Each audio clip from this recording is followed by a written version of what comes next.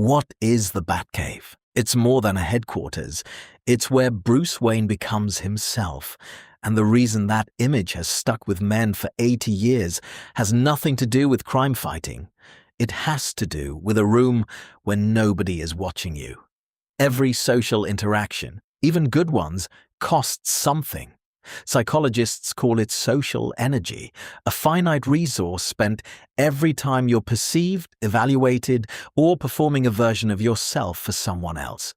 Solitude isn't the absence of that cost, it's the only way to pay it back. Research on solitude describes this as a trade-off.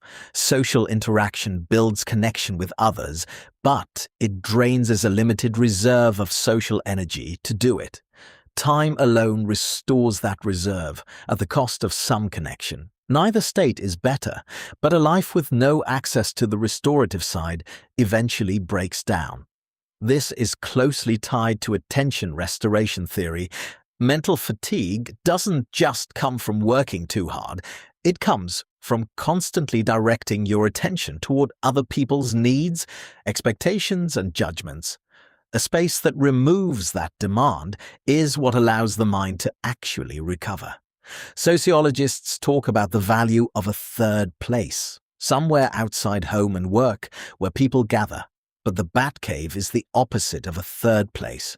It's a room built for an audience of one. No performance, no evaluation, no version of yourself curated for anyone else, just the raw material. This is why the garage, the home gym, the man cave, the study aren't just cliches. They're a psychological necessity dressed up as a hobby room. A defined, controlled territory gives a sense of ownership and agency that's hard to access anywhere else, especially in a life spent being watched, managed, and measured by other people. The cave was never about hiding. It was about returning to the surface as someone whole. Every man needs a room with no audience, not to escape his life, but to be able to keep living it.